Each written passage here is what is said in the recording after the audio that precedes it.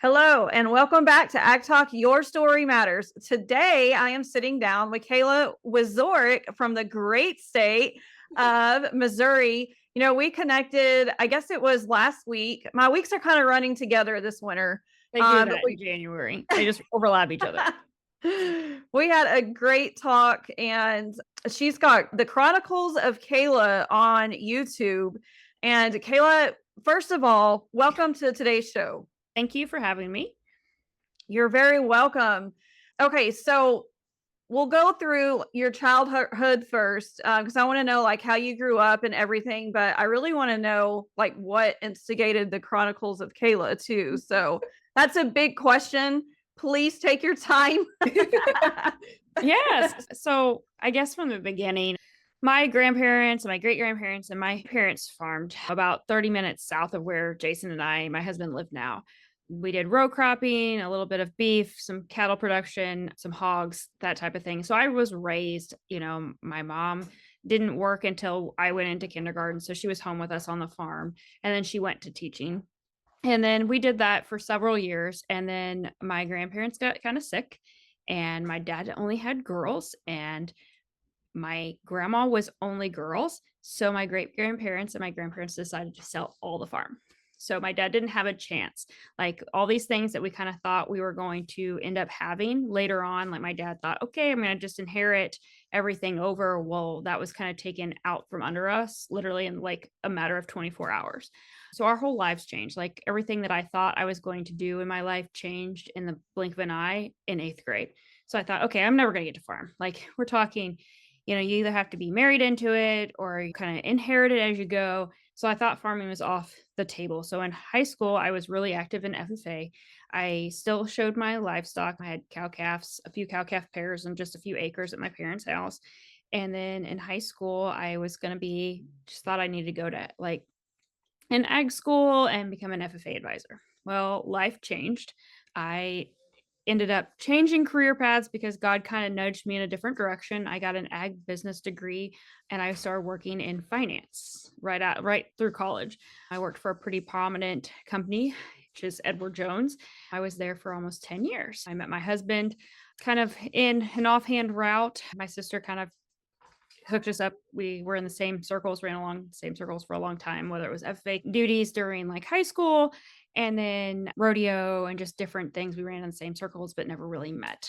And then in 2012, we kind of started dating and we got married. And fast forward, I kept working in finance. He has a hay business. And in 2018, my life just kind of changed directions. I had a little bit of a mental crisis, I guess you could call it. And he said, hey, I think we need to change things. So at the end of 2018, I thought, I'll just take a couple weeks off work. I need a break. Christmas is coming. I'll just spend 2 weeks at home with the kids and it will be fine, right? It'll be all fine. We had just recently gotten some cows and it was really cold. And my husband's like, I think maybe I need some help. And so I was using all of my vacation time and my paid time off to help him on the farm when we decided that in 2019, I would not go back to my career. I would just help him with his business that he had started in 2007 as an SAE FFA project doing forage production. So he was just baling hay. So in 2019, we had a couple hired hands. Somewhere between August and September, those hired hands had decided it wasn't much fun to bale hay anymore, and they went on. And Jason looked at me and he's like, hey, we still have all of second cutting to do.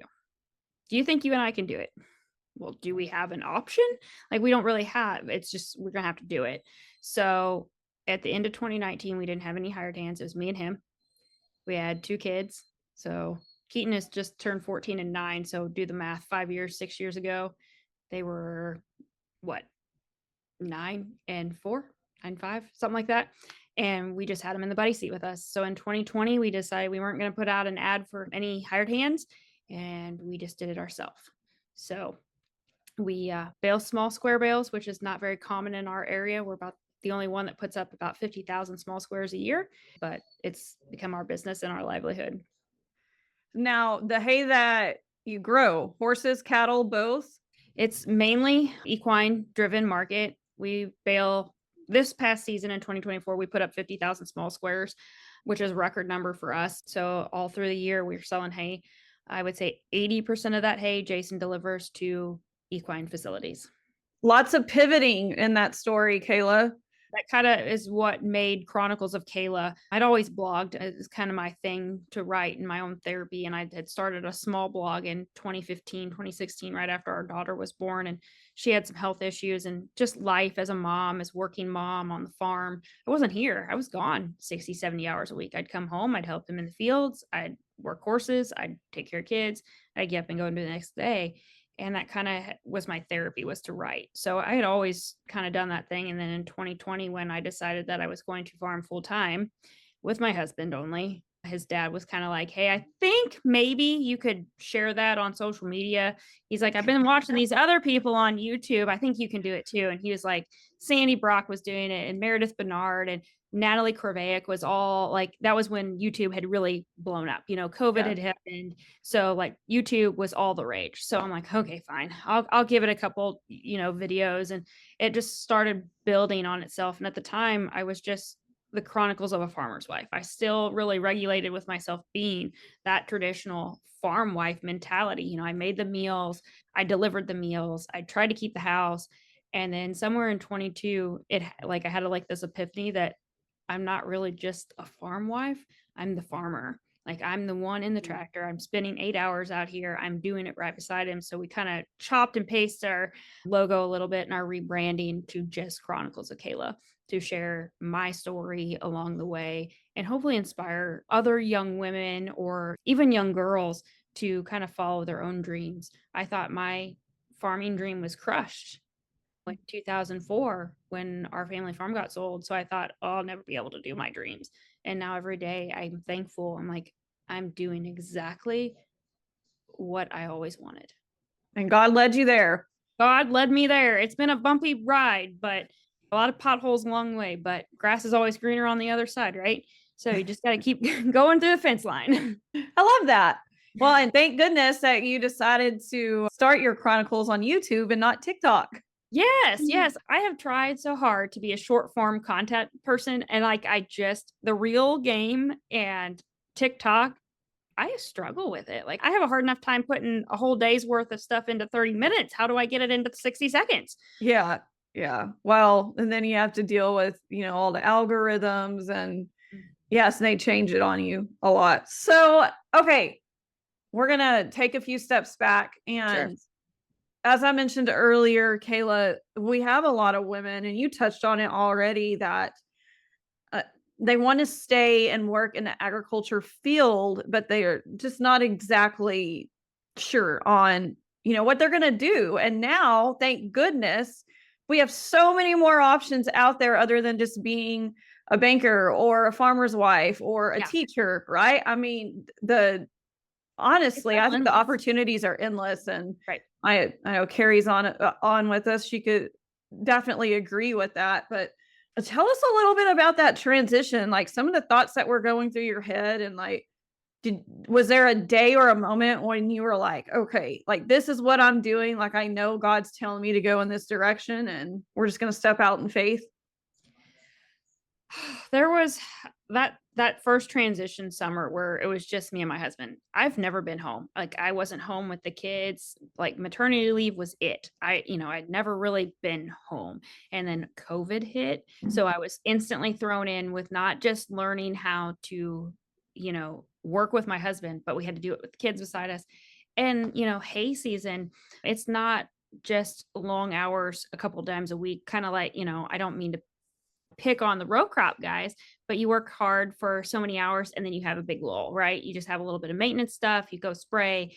Hay is from the time you start, and we really start haying in May, but everything leading up to that starts in the March with fertilizer and lime and getting all the things ready for hay to really roll out in May.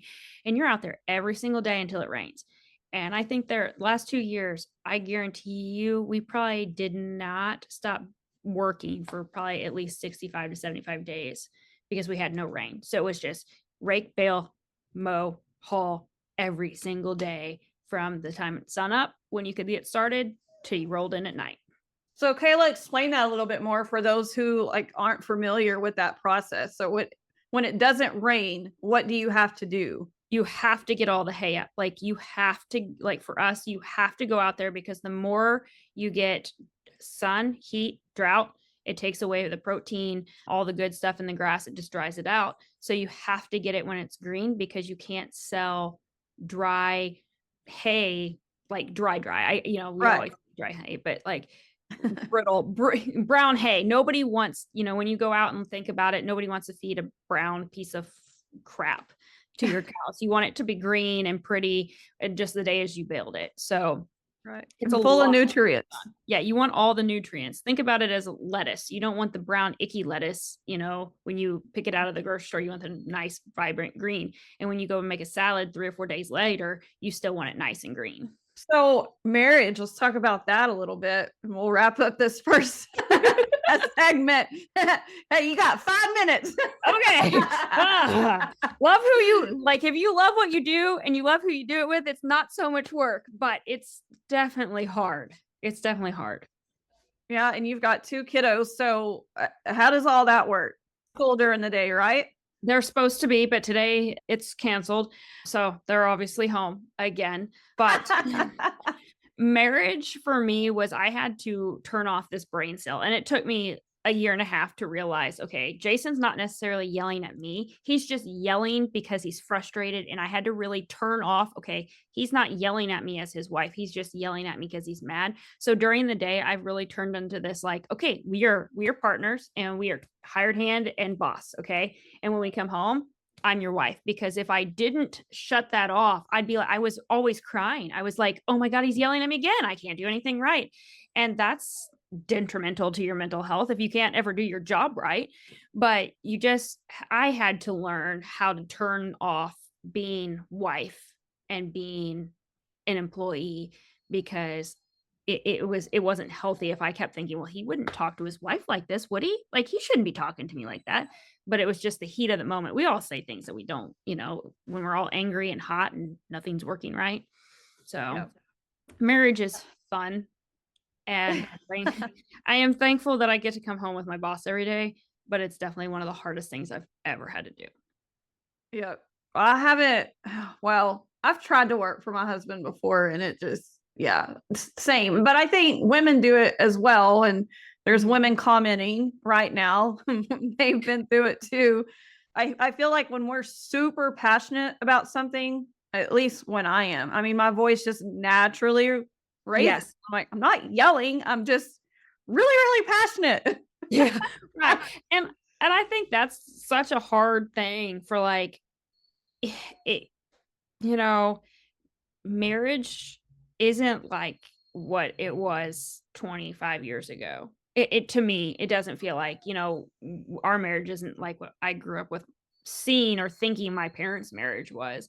And they worked together, but I didn't ever see mom and dad yelling at each other. And then I have to stop and think, okay, my kids are with me. I need to like curb myself down here. But yeah, marriage is a lot. So do your kids help? I'm sure they do on the farm. Yeah, our son for the last year and I guess he started 2023. We really let him kind of go and loose. He started being our raker man. So for the last 2 years, he's been running the rake. Obviously, he runs all the equipment when he's here with us.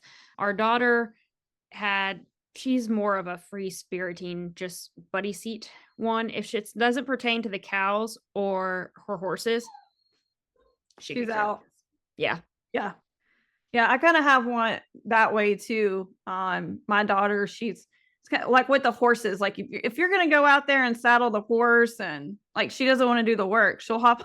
That sounds bad. She wants to hop on the horse and be like, okay, I'm done. Like she's not my animal lover, and that's okay. She's a heck of a softball player, so she kind of went down the sports direction. But my son, for sure, like he'll just get up and start helping. So it's interesting to see like it really is. And like different. our son isn't like Jason's not his dad, but for most people, they don't even realize it because he wears his pliers on his hips and he has since he was 3. Like to watch him walk into, the hospital the last couple weeks, he wears his boots, he wears his jeans, he's got, his pliers on his side of his hip, his hat on his head. And it's like, that's a true farm kid, Yeah. So he's following up in Jason's footsteps very well. That was just sweet. I love it. Okay, guys, we're going to take a quick break, but when we come back, we're going to talk more about the Chronicles of Kayla. Hang on tight. We'll be back soon. Are you still thinking about joining Ag Women Connect? This is your sign to do just that. With 3 different membership options suited for every level of business, there is something for everyone. If you've been wanting to connect with other like-minded women in agriculture, then Ag Women Connect is for you. If you've been craving a community of women that you can lean on for support and growth, then Ag Women Connect is for you. We are leading the way in networking for women in agriculture and aim to provide a platform to share everyone's story in ag, no matter what your role is. So what are you waiting for? Join Ag Women Connect today at agwomenconnect.com.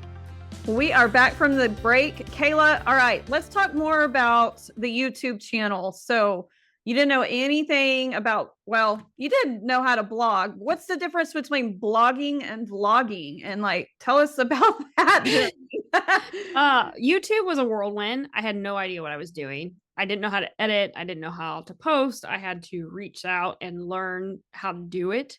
And it's still something that's like you always want to achieve better. So you're always trying to learn how to do better. Meredith was one of my mentors along with Sandy Brock. Sandy has millions of followers and she is so amazing. She does sheep. We've really connected over the years and she's kind of become a mentor for me over the years. YouTube is very different than blogging because YouTube is more or less you're videoing everything you're doing. Well, not everything you're doing, but it's all video. Whereas blogging is, you just write it and share it and be done. You don't really have to, I don't spend a lot of time editing blogs. I don't spend a lot of time making fun graphics. It's my thoughts. It's done. Quick picture. It's uploaded. YouTube just takes a whole different meaning and backbone, and you have to put on this like a little imaginary cape and ward off the negative because that's what I found was the biggest struggle with YouTube was the negative mindset of other people because I was doing a man's job. We're baling and I run the baler and I do all the small square baling. And a lot of times you didn't see Jason in the videos because he was off doing his own job, whether he was in his own tractor or he's hauling or whatever he was doing. And for me, I had to really put on that tough cape because I got a lot of negative flack from men telling me I didn't know what I was doing. And I'm like, I am. I'm out here doing it. I'd love to see you come do it. Wow. Yep. Well, we've had this conversation before with, I don't like to use the word influencers, but we definitely have some women and no. I hate the word. I'm looking at you right now and I would never say like you're an influencer, but you're definitely no. But with people who advocate for the agriculture industry, it is crazy the pushback that they get not only from people who are within the agriculture industry, but obviously those who don't understand it too. And like, how have you dealt with that? Are you one to respond to them or are you just one to just shake it off and move on? So in the beginning, it bothered me a lot. And I would be like, okay, so how do I do it in a way that doesn't upset their little feelings or whatever? So like, I really, like, I stopped wearing makeup. Like, and I didn't wear a ton of it anyway, but like, I really gravitated to this. I have to fit into a man's world. Okay. I have to like make myself unattractive, more or less. Like, I can't be seen as a woman. Like, it really was this mindset of my own that I could not look pretty because I would not be taken seriously. So I really just changed my mindset. And I've never been one to be like that overly girly person anyway. So I kind of lost myself for a little while being in this entourage, like where, okay, it didn't matter if I did my hair because guys don't give a crap. The cows don't give a crap. I'm still doing my job at the end of the day. So I didn't worry about how my hair looked. I didn't put on eyeshadow or mascara, mainly because if you've ever done anything with hay and 100-degree weather, what happens to it? But I kind of had put myself in this box And until the last year and a half, I kept sitting in this box where I had to make my viewers happy and stop making myself happy. And I really began to hate YouTubing because I'd put myself in this little bitty box that said, okay, you have to fit in there and this is all you can do. This is so intriguing. I've never heard anybody say that before. So, okay, that's how you first dealt with it. Now, and have you talked about that on the Oh, YouTube a channel? little bit, but now it's just I in the last and it really happened after the last probably year. I've just pivoted so much in the last year. I don't know if it's because I hit 35 and like the world of wisdom just came different, but now it's like, okay, what makes me happy? What makes me proud? I still don't wear a lot of makeup, not a big deal, but I do take time to, enjoy what I wear. I go and get my nails done every now and then. It's Yeah, my one little selfish guilty pleasure I let myself have. But not selfish. video and put out there what I enjoy doing now. If it's us tracking around in the tractor and putting out hay, that's because that's what makes me happy. And I don't worry about what everybody else is saying. I listened to a podcast a couple months ago and it was called The Let Them Theory by Mel Robbins. And Yes. it's Oh my been God. that has been my lifeline. And then Keaton being diagnosed in October has just put a whole new perspective on my life. Do you want to talk about that? Sure. I will. You don't have I to. You no, don't have I to. I'm good because you know, my whole point in sharing has always been, and it always will be, even when I was blogging, if I can help one person down the road, I've accomplished something that God wants me to do. So we've said it from the beginning with Keaton. For those that haven't followed or don't know our back history, my son is 14. He just turned 14 in October. A week and a half later, he was diagnosed with brain cancer. No visible signs. He went in with a headache kind of thing, came back out with a grapefruit sized tumor in his brain, and we have been doing chemo ever since. So my life has pivoted in such a way that nothing else mattered. Like the YouTube doesn't matter because what matters and has always mattered has been our family and our farm and my faith. And that's why I giggled when you said influencer, because at the end of the day, if all this stuff went away tomorrow, I'd still wake up doing the same thing. I just wouldn't feel the pressure to video it and share it to the world. That's words of wisdom right there, girl. 35 hitting like the whole they say you grow as you get older, you grow. And I feel like this year has really been just about growth. Of course. Well, we have an Ag Women Connect and Faith segment of Ag Women. And so we will definitely be praying for you and your son and everybody involved because it takes friends and it takes family and it takes massive prayer, to get through It things takes a like that. village, and it takes a village, and I've wrote on that numerous times how much it does take a village to raise a kid or surround yourself with people. And one of the things I've probably struggled most with, and I think I talk about it a lot, is that it's not something they talk about when you're in high school. Everybody says, "Oh, you'll find your group of friends. You'll find your group of friends," right? Okay, well, nobody talked to you about having adult friends. Like, do you know it is so hard to make adult friends because everybody's lives are in different seasons. We're all going a mile a minute. We're all in different areas, and that was something nobody prepared me for. Was finding your people doesn't mean actually having to have people 5 minutes down the road. Yeah. So true. Wise words there too. I've also heard that, it's okay, Kayla, like if you have good friends and you can just count them on one, two, or, whatever, Yeah. one hand, like that's sufficient enough. Like a true friend, you don't have to have 10 or 20 or 30 to live a happy life. Like you can have one. Right. But even finding that one is so hard. It's work. Yeah. It is. And it takes work. Like having a friend is almost like a marriage. Like for me, it is. Like because it does take work. You have to talk and communicate And then if you don't talk and communicate, if you're anything like me, your feelings get hurt because you're like, oh, well, what did I do? Did I Yeah. upset that person? And I think adult friendships are so, so important to have. And it doesn't mean you have to be in a huge group to do it. Yes, man. Communication. I feel like that has been something that's just it's been lost, right?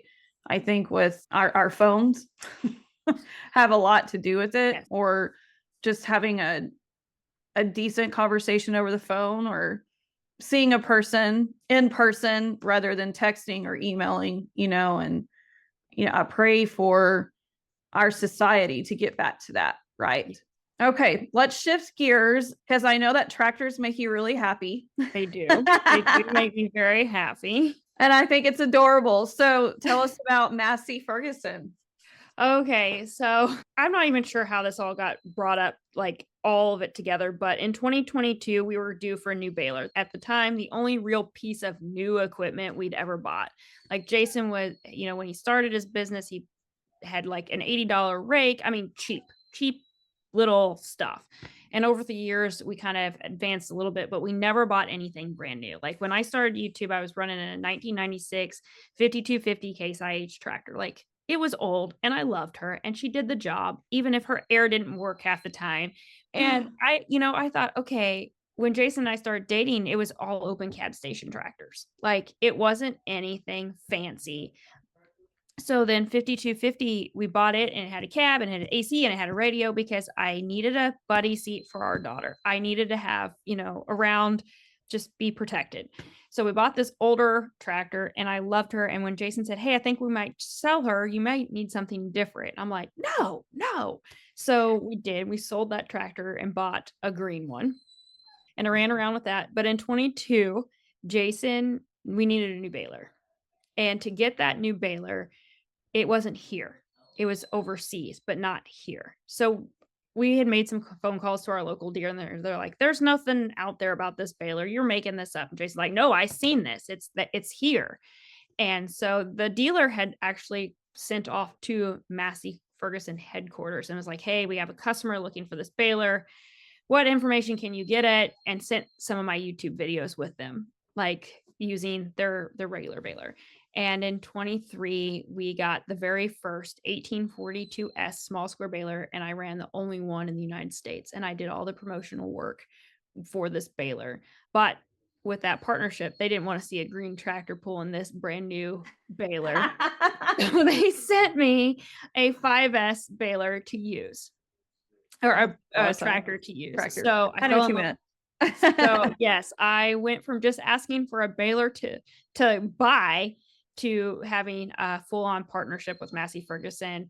We are pretty excited for our third year. They sent us another tractor last year, another mower, all these things to demo and work with them and be their true partner. They also let me get by and not use influencer. They know how upsetting that is for me. So we are a partner with Massey Ferguson, and they truly are probably the best partnership I have. That's so awesome. I am probably one of the luckiest influencers to have such a good partnership. We have a pretty exciting thing coming in 2025. We have a new tractor coming. She's going to be a beautiful thing when she gets here. She's custom made. So she's here in the States now, and she's actually going to show up at the National Farm Show. Yay. Okay, so how long has Massey Ferguson been around? A long time. I actually haven't, I don't know. We've been using Massey Ferguson products since 2012, but they've been around since like 19 something. Yeah. They've been around a while. Well, tell us about, did you go to the National Farm Show last year? Yeah. I've been there the last 4 years. Okay. So let's talk about that. Okay. So National Farm Show is one of my favorites because I get to talk to all of my people that come and see me. And that's what all I do. Last year, we didn't anticipate me losing my voice the first day, and I was there for 3 days. And I had to do live talks on Massey Ferguson's stage. And this first day, Jason had to get up there and actually like talk with me because I had no voice. Wow. I couldn't even squeak.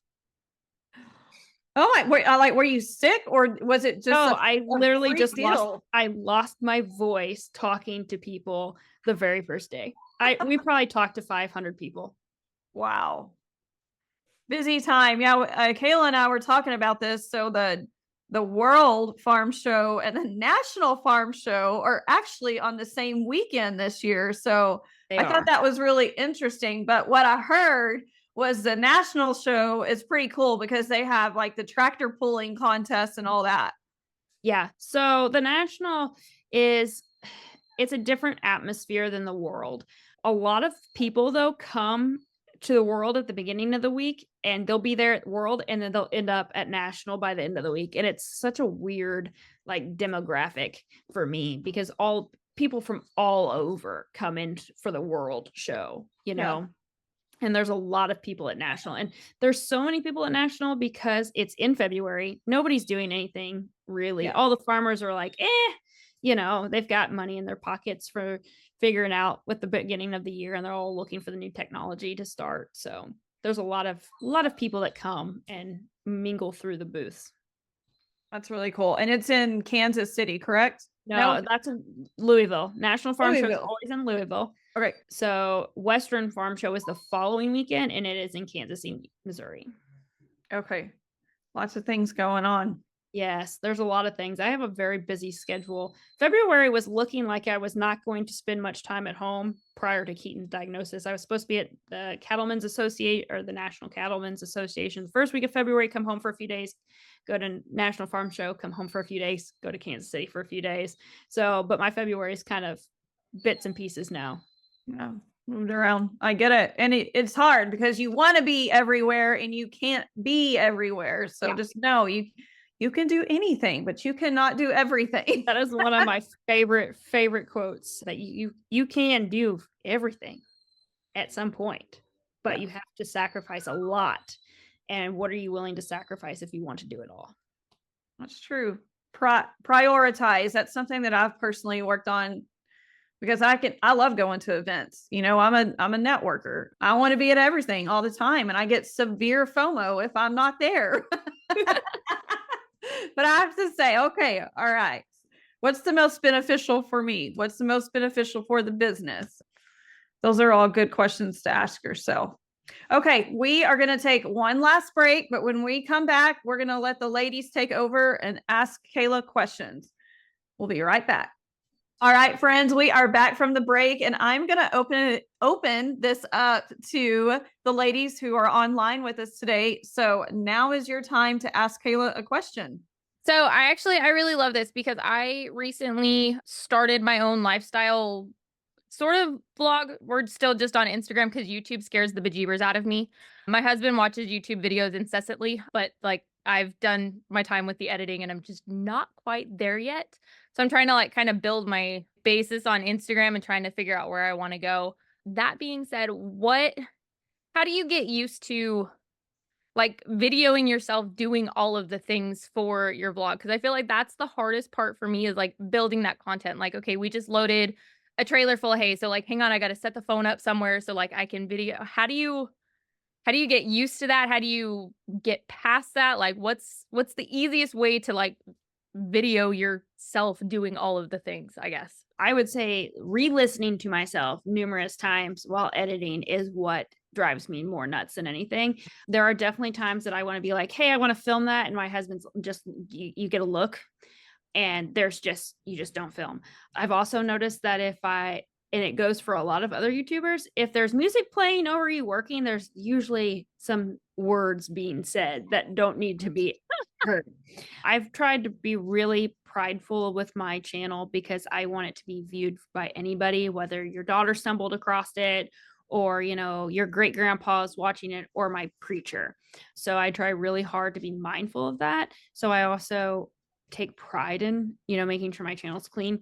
So it's knowing where I can video. And so it was why it's just Chronicles of Kayla. Like a lot of YouTubers, you know, will do like their farm name or, you know, like they'll actually have like several people videoing. And for me, it was always just doing it myself. So it's not hard to, you know, video yourself, but like, you know, having somebody else video for you or I just go and set it up. Like Jason knows now. When we first started doing it, he was like, again, do we have to video again? And now he just knows that it's like, okay, if it's important, I'll take a few minutes to go set the camera up. I'm guilty. I use my phone majority of the time for my filming because I always have it with me. Right. Okay. So you just kind of work through it. Yeah, it's one of those things you just have to find your preference. Like Sandy, she helped me get a lot of my start. She used a vlogging camera on a tripod, and but she also has like 6 or 7 hours of footage every day. And I'm like, I don't have the time for that. And a lot of my stuff gets redundant anyway during hay season. So I also just kind of pick and choose what days I might film per se. I don't ever script anything, and I never like really plan. Well, you just answered my question. How do you plan your content? I do not plan my content because we are farmers and plans change every time I think, okay, we're going to do this, then it'll change. So I learned a long time ago that batch contenting is not for me. Okay. Somebody made a reel about that one time. It's farming. You make the plan, you plan the plan, you stick the plan, and then you throw away the plan, right? Yep. Yeah. And honestly, batching content stresses me out more than just to be like, oh, I have a post to do today, I need to create content. It's easier for me just to go outside, create the content, and then upload it. So when you're doing that, like what triggers in your head, like was like, oh, this is something I want to post? Like what kind of prompts you to, this is something I want to share? Is it something like an experience or just a day in the life? Like what gives you that creativity? It sounds really cheesy, but I feel like it's God just pointing me in my own little way and be like, okay, so this is what I feel like on my heart today. Or, God has said, okay, your inner dialogue voice is like, okay, maybe we should film that. And that's what I do. Like, I don't really go out for the day. I might have a list of like, okay, we need to run through the mower today, or maybe it's something else, but I really just kind of fly by the seat of my pants. And I've not always been one of those people that do that. I'm really an OCD planner. I like to have things done a certain way, but farming with Jason has taught me that you just have to let go and you just have to roll with the punches, because if you get so set on, okay, we have to do it this and this and this and this, you're going to work yourself up to it tizzy, and none of it's going to get done.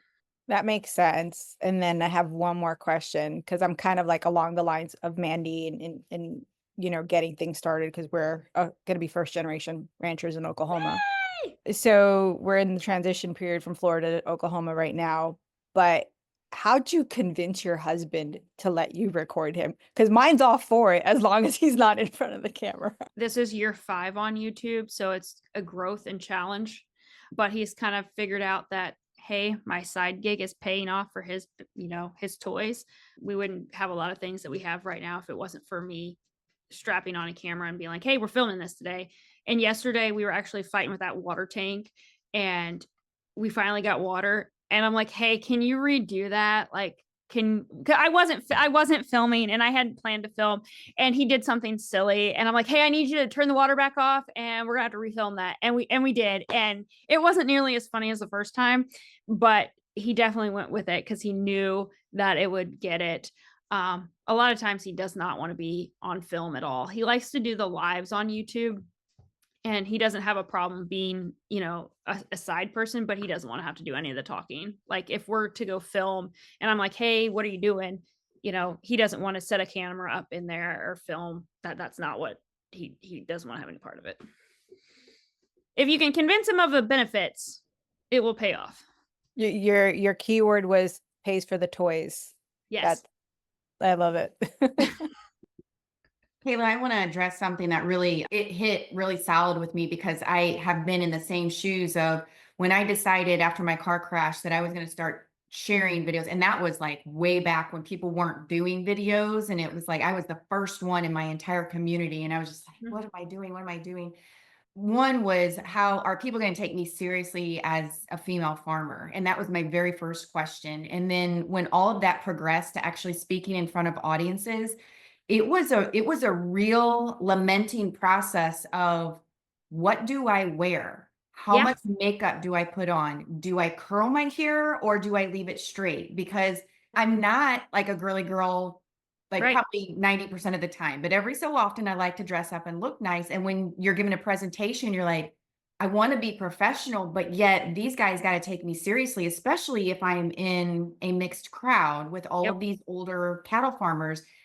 And it was like I would sweat, I would be so nervous, and I'm like, are they going to take me seriously? And that is a real thing, because when you decide, hey, I'm going to put myself out there on social media, you have to be willing to take all the comments. And some of them are like that. Like you get the ones in there, and I mean, when it gets warm until it gets cold, I'm in a tank top. I don't know Right. why. That's just what I wear. That's me every day, tank top every Yeah, single. you farm in a tank top and on YouTube, guess what comments you get? And Mhm. I'm like, well, thanks for making my views go up. That helps me, but not really the purpose of what I'm trying to show you about this moisture monitor type thing as well. But same thing, because I know that you're getting ready to, you're starting to still have that go through your head as you're getting ready.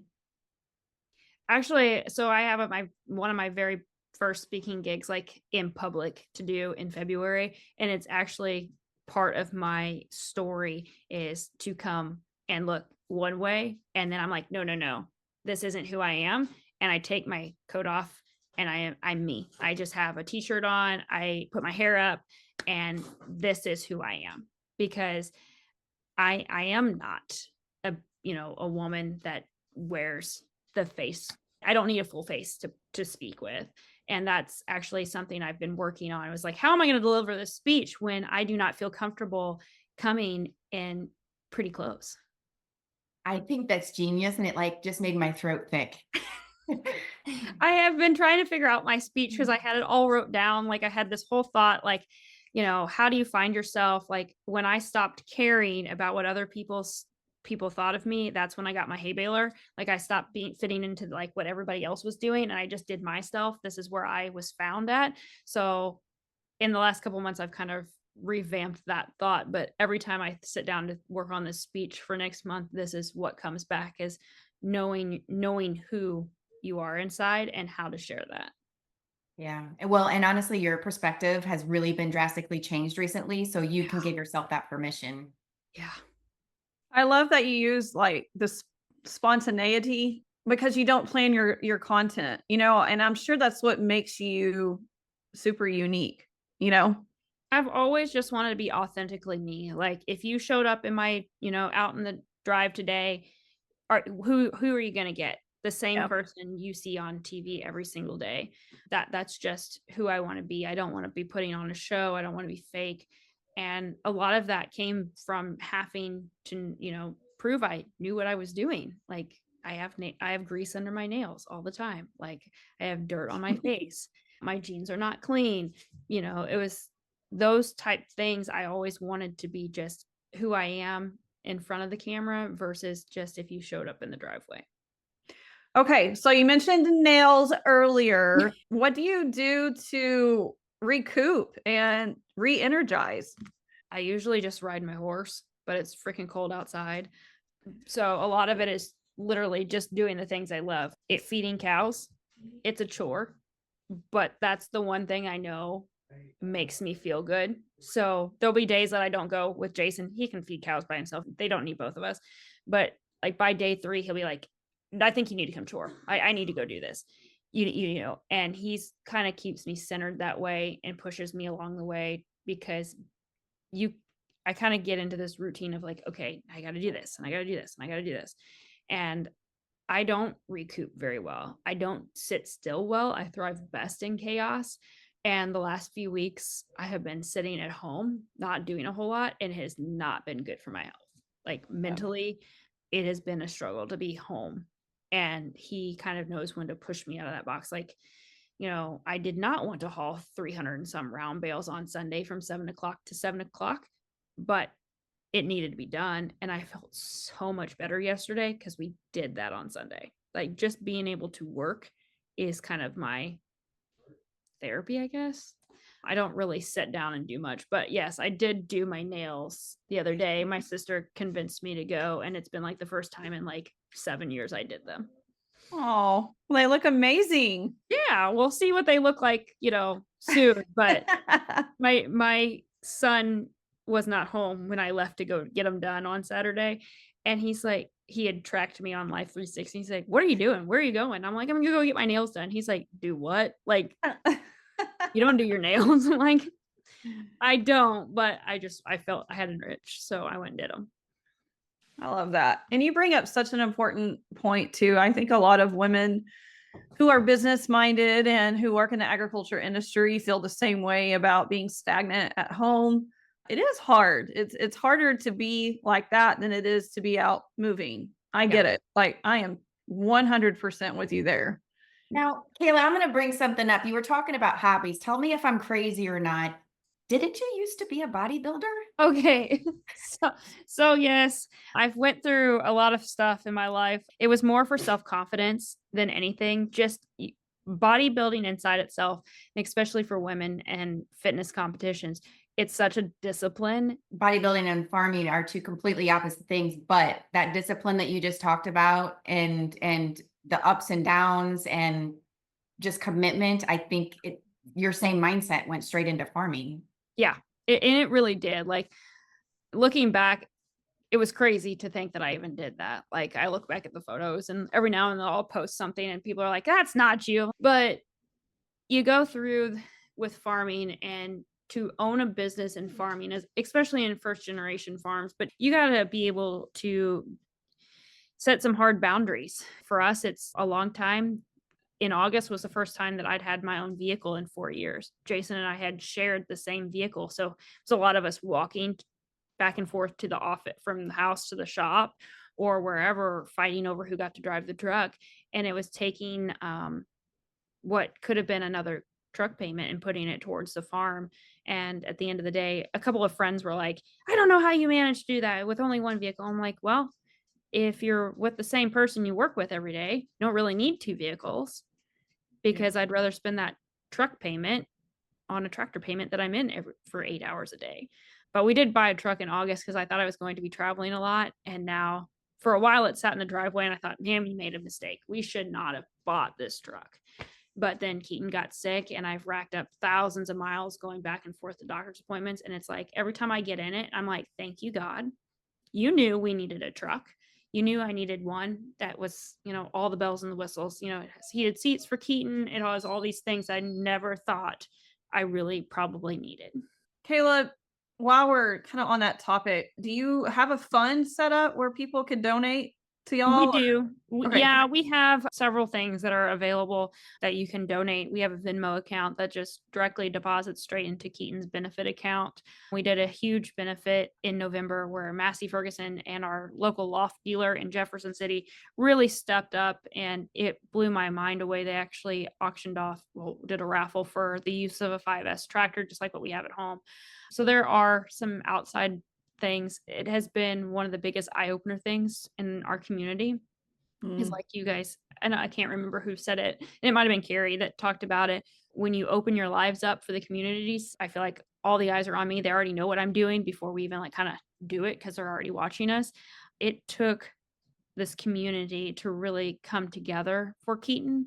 As a farmer and as a woman in general, it's hard to take help. It's even harder to accept help. And that was one of the things I've had to really just learn how to embrace was, people want to help, and I've never been good at asking for help. So people are like, "Hey, how can we help?" I'm like, I don't know, just pray. And they're like, "Hey, we want to bring you food." And I'm like, all of a sudden we were getting indicted with like meals. I'm like, "Jason, we just butchered a cow and a hog, and where does all this food go?" So yes, we do have a Venmo account that goes directly to Keaton's benefit to help with expenses. And I'll just wrap up with this. You said that you've been studying the Let Them. Is it the book or does she have an actual video? So she has a podcast and the book. And I started listening to the audiobook one day when I was cleaning out stalls. I'd had a really bad day. And I'm like, okay, the stalls need to be cleaned. So I went and worked for 3 hours and I found a post on Instagram scrolling, and it was this Let Them theory. And I'm like, okay, I have to listen. I have to figure out what this is. Yeah. And so I went and got the audiobook and I got into chapter 3 and I'm like, oh my gosh, I want to make notes. So then I ordered the book and I'm like, this is my whole life. I'm like, let them think what they want. Let them have a bad attitude, because at the end of the day, I can only control myself. I can't control the weather. I can't control what people buy. I can't control, anything outside of my own actions and feelings. So that's been an eye opener for me with the let them theory. Yeah. I don't sport and broadcast a lot of personal reading stuff that I do, but that is one that I think a lot of people, so many people could benefit from. Yes. You're literally like the third friend that has said something about it. So I'm going to get on the podcast and I'm going to get the audiobook too. And I was going to put a spin on it, Kayla. If people want to help, let them. And that has been a big, it takes a village to raise children. And I'm so thankful for my community here. It's a small rural community, but I'm so thankful for my online community. They showed up way more than I ever thought. It truly is a beautiful thing to witness. Well, thank you so much for your time today. I know that y'all are battling cold weather, as I'm sure a lot of our listeners are right now. So if you're listening, just know that we're praying for warmer weather. So We'll be here soon. Yeah, it will be here soon, and then we'll be complaining about that. But we'll catch you next week on Ag Talk, Your Story Matters.